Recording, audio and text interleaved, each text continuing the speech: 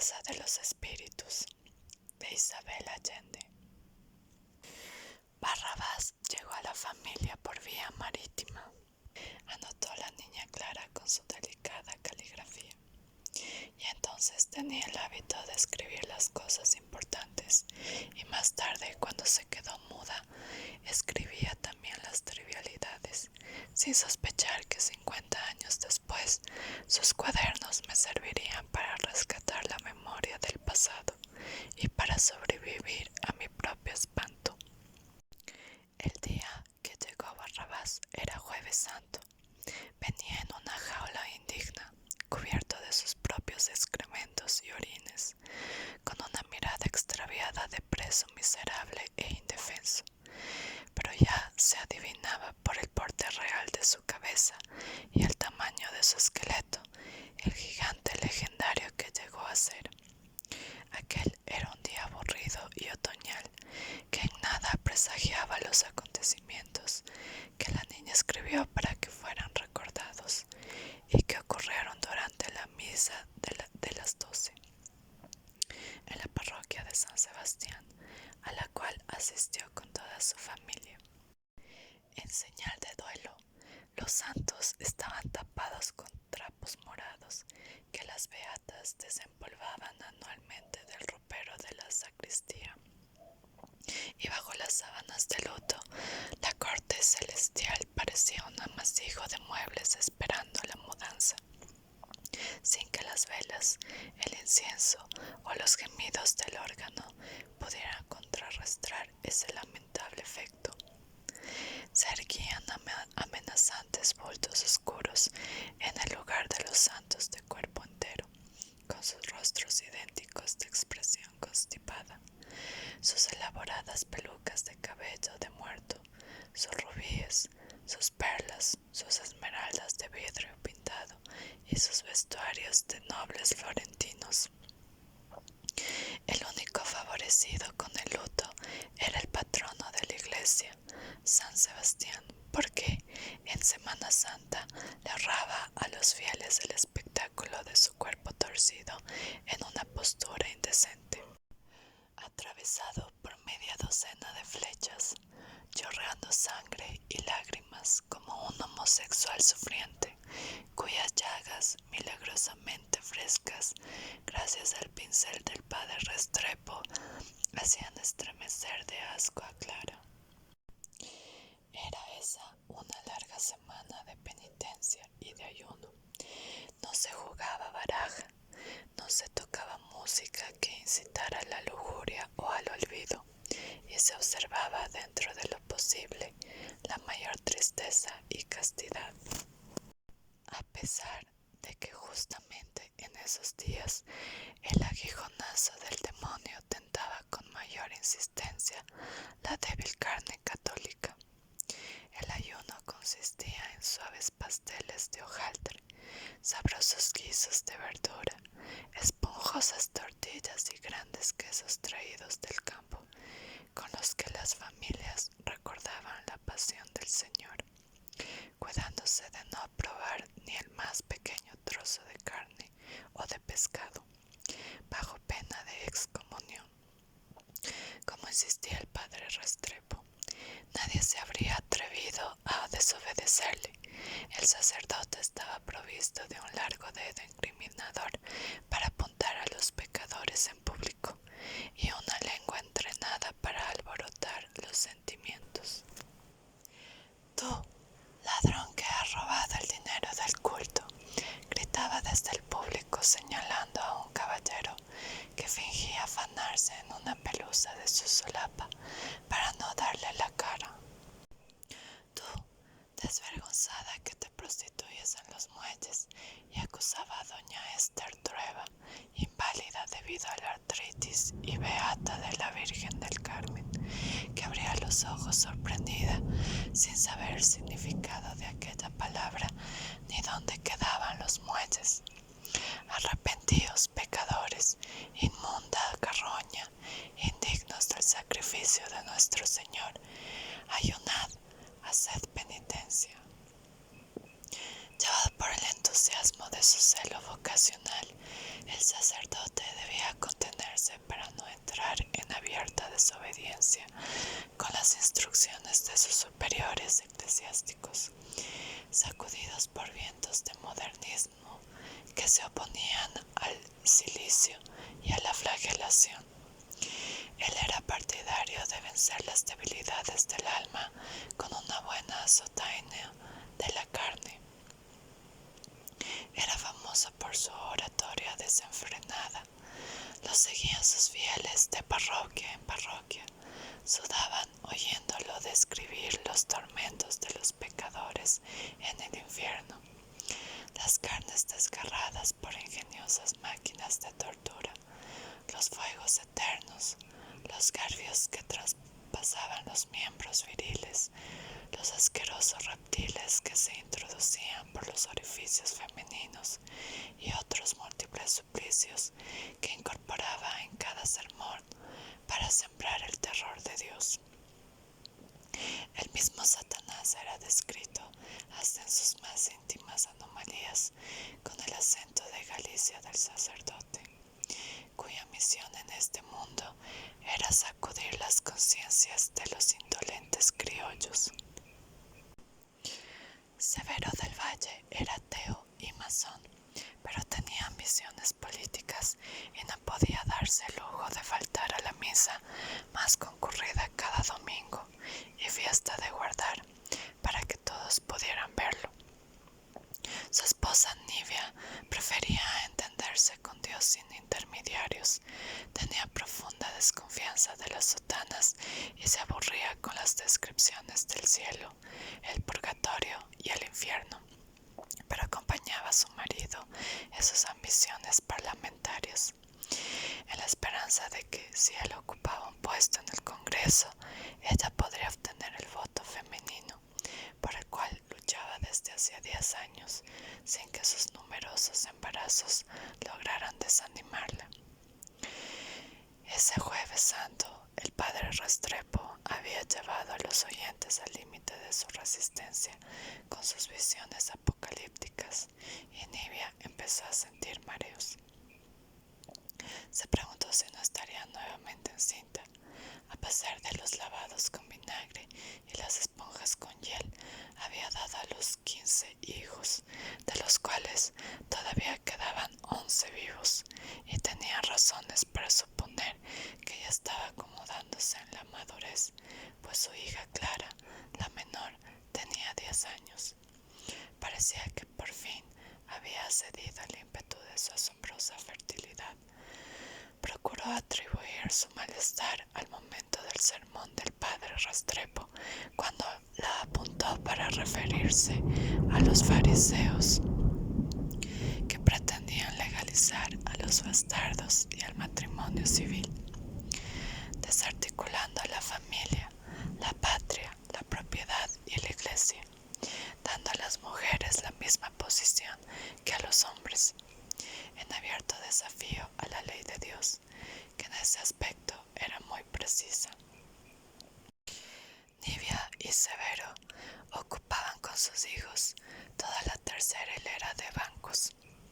Clara estaba sentada al lado de su madre y ésta le apretaba la mano con impaciencia cuando el discurso del sacerdote se extendía demasiado en los pecados de la carne, porque sabía que eso inducía a la pequeña a visualizar aberraciones que iban más allá de la realidad, como era evidente por las preguntas que hacía y que nadie sabía contestar. Clara era muy precoz y tenía la desbordante imaginación que heredaron todas las mujeres de su familia. Por vía materna, la temperatura de la iglesia había aumentado y el olor penetrante de los cirios, el incienso y la multitud apiñada contribuían a la fatiga de Nivia.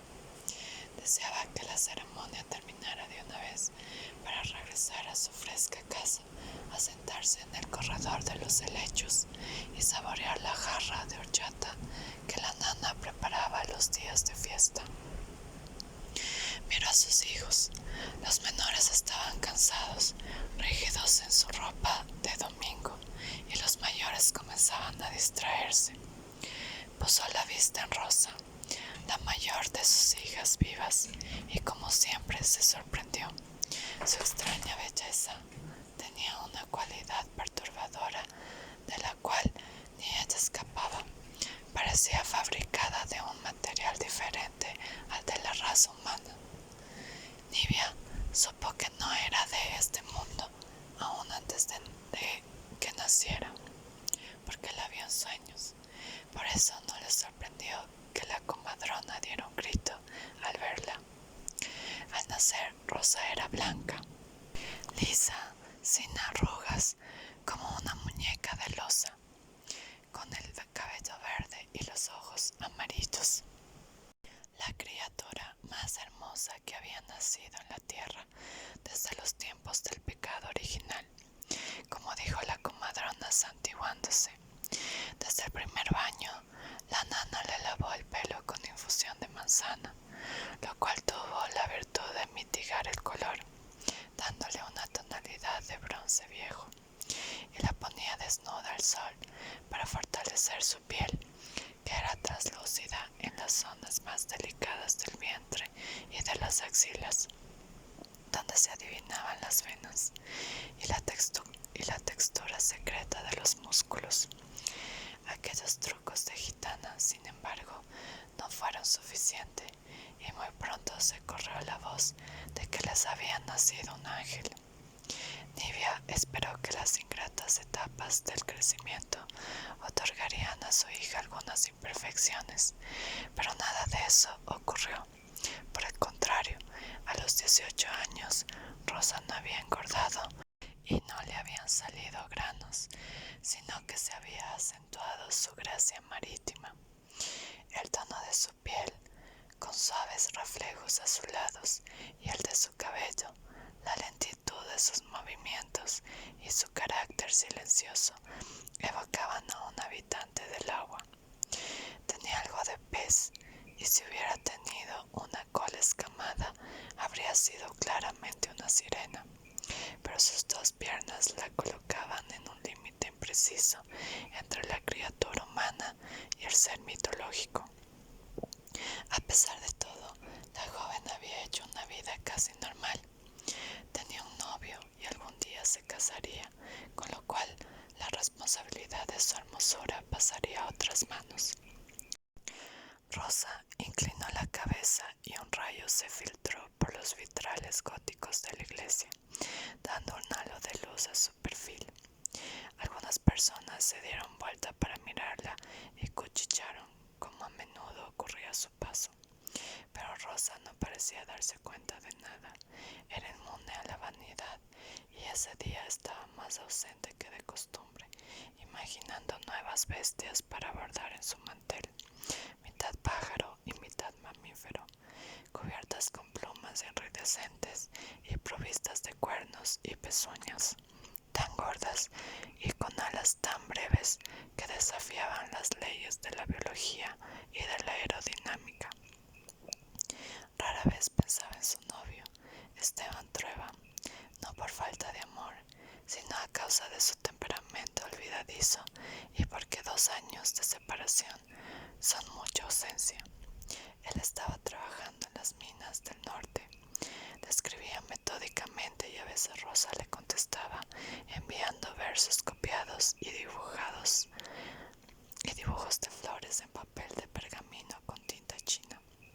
A través de esa correspondencia que Nibia violaba en forma regular, se enteró de los sobresaltos del oficio de minero, siempre amenazado por derrumbes, persiguiendo vetas escurridizas, pidiendo créditos a cuenta de la buena suerte, confiando en que aparecería un maravilloso filón de oro que le permitiría hacer una rápida fortuna y regresar para llevar a Rosa del brazo al altar, convirtiéndose así en el hombre más feliz del universo, como decía siempre al final de las cartas. Rosa, sin embargo, no tenía prisa por casarse y casi había olvidado el único beso que intercambiaron al despedirse, y tampoco podía recordar el color de los ojos de ese novio tenaz. Por influencia de las novelas románticas que constituían su única lectura. Le gustaba imaginarlo con botas de suela, la piel quemada por los vientos del desierto, escarbando la tierra en busca de tesoros de piratas, doblones españoles y joyas de los incas, y era inútil que Nibia tratara de convencerla de que las riquezas de las minas estaban metidas en las piedras, porque a Rosa le parecía imposible que Esteban Trueba recogiera toneladas de peñascos con la esperanza de que, al someterlos a inicuos procesos crematorios, escupieran un gramo de oro.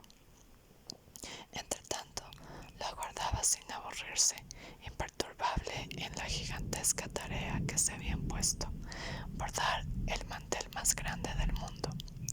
Comenzó con perros, gatos y mariposas, pero pronto la fantasía se apoderó de su labor y fue apareciendo un paraíso de bestias imposibles que nacían de su aguja ante los ojos preocupados de su padre.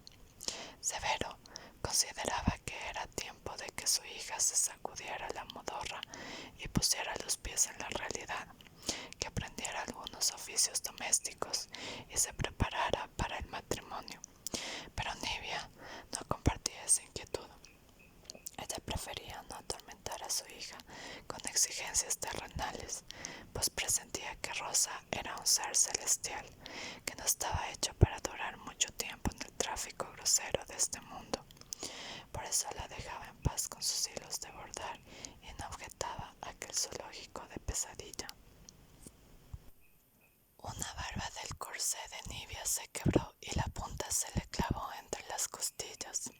Sintió que se ahogaba dentro del vestido de terciopelo azul, el cuello de encaje demasiado alto, las mangas muy estrechas, la cintura tan ajustada que cuando se soltaba la faja pasaba media hora con retorcijones de barriga hasta que las tripas se le acomodaban en su posición normal.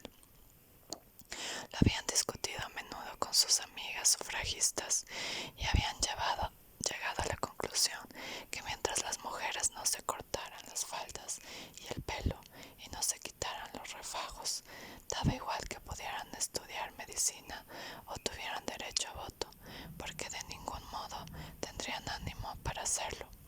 Pero ella misma no tenía valor para ser de las primeras en abandonar la moda. Notó que la voz de Galicia había dejado de martillarle el cerebro. Se encontraba en una de esas largas pausas de sermón que el cura, conocedor del efecto de un silencio incómodo, empleaba con frecuencia. Sus ojos ardientes aprovechaban esos momentos para recorrer a los feligreses uno por uno.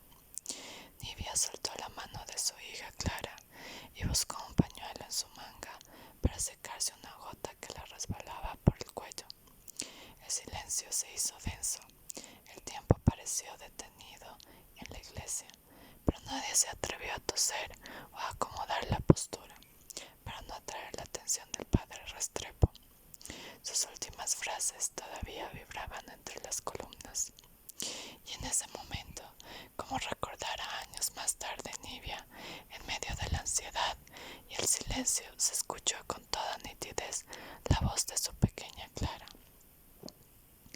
«Tss, padre Restrepo, si el cuento del infierno fuera pura mentira, nos chingamos todos». El dedo índice del jesuita, que ya estaba en el aire para señalar nuevos suplicios, quedó suspendido como un pararrayos sobre su cabeza. La gente dejó de respirar y los que estaban cabeceando se reanimaron. Los esposos del valle fueron los primeros en reaccionar al sentir que los invadía el pánico y al ver que sus hijos comenzaban a agitarse nerviosos. Severo comprendió que debía actuar antes de que estallara la risa colectiva o se desencadenara algún cataclismo celestial. Tomó a su mujer del brazo y a Clara por el cuello y salió arrastrándolas a grandes zancadas, seguido por sus otros hijos, que se precipitaron en tropel hacia la puerta. Alcanzaron a salir antes que el sacerdote pudiera invocar un rayo que las convirtiera en estatuas de sal, pero desde el umbral escucharon su terrible voz de arcángel ofendido. Endemoniada, soberbia endemoniada. Esas palabras del padre Restrepo permanecieron en la memoria de la familia con la gravedad de un diagnóstico, y en los años sucesivos tuvieron ocasión de recordarlas a menudo. La única que no volvió a pensar en ellas fue la misma Clara, que se limitó a anotarlas en su diario y luego las olvidó. Sus padres, en cambio, no pudieron ignorarlas, a pesar de que estaban de acuerdo en que la posesión demoníaca y la soberbia eran dos pecados demasiado grandes para una niña tan pequeña. Temían a la maledicencia de la gente y al fanatismo del padre Restrepo. Hasta ese día no habían puesto nombre a las excentricidades de su hija menor, ni las habían relacionado con influencias satánicas. Las tomaban como una característica de la niña, como la cojera lo era de Luis o la belleza de Rosa.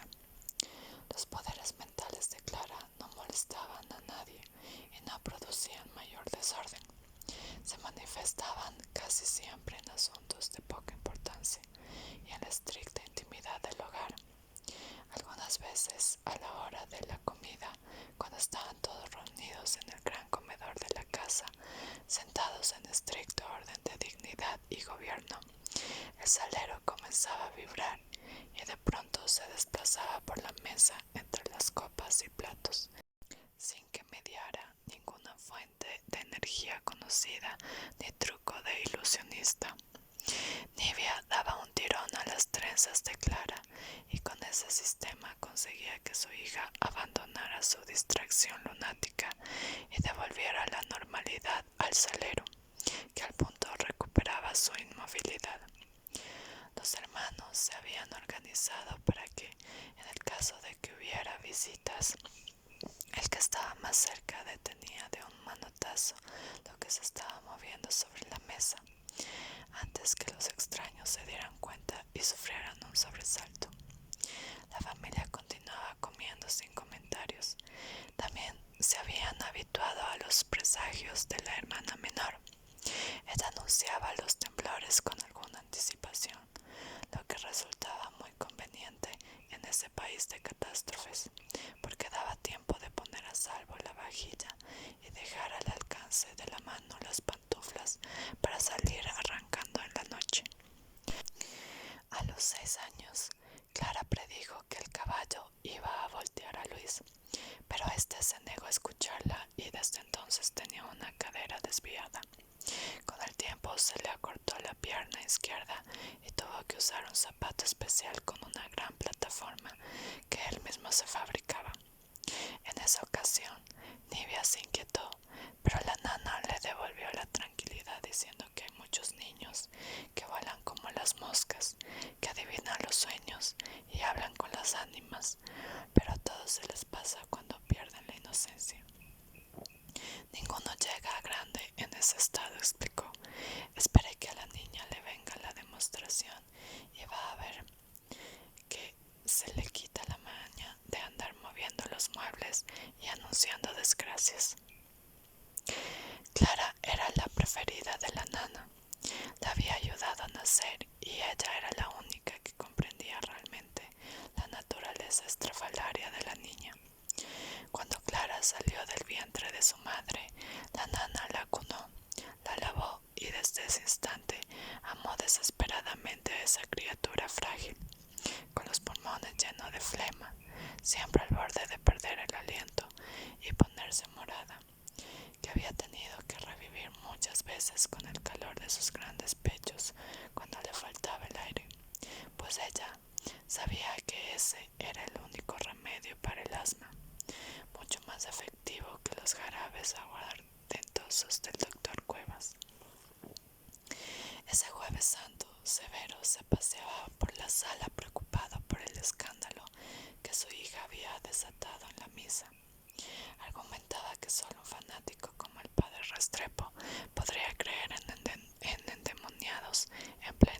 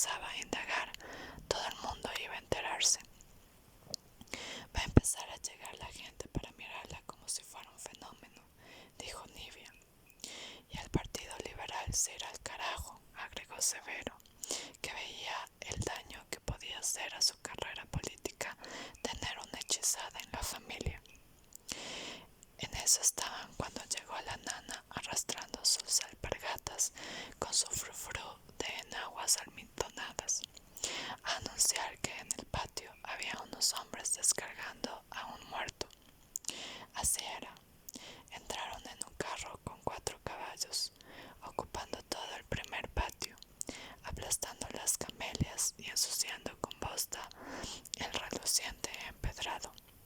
En un torbellino de polvo, un piafar de caballos y un maldecir de hombres supersticiosos que hacían gestos contra el mal de ojo. Traían el cadáver del tío Marcos con todo su equipaje. Dirigía aquel tumulto un hombrecillo melifluo, vestido de negro, con levita y un sombrero demasiado grande, que inició un discurso solemne para explicar las circunstancias del caso, pero fue brutalmente interrumpido por Nibia, que se lanzó sobre el polvoriento ataúd que contenía los restos de su hermano más querido. Nibia gritaba que abrieran la tapa para verlo con sus propios ojos.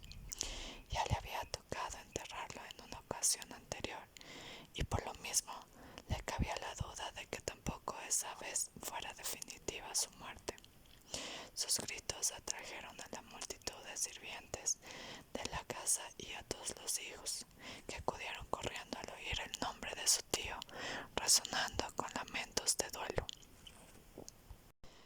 Hace un par de años que Clara no veía a su tío Marcos, pero lo recordaba muy bien.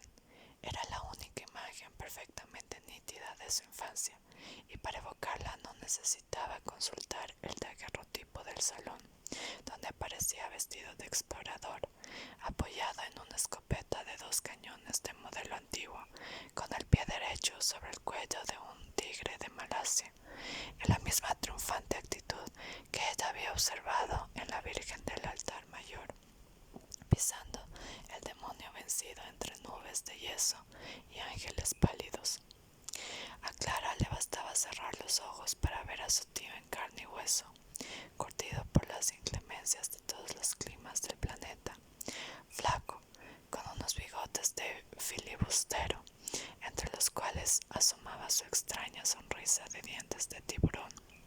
Parecía imposible que estuviera dentro de ese cajón negro en el centro del patio.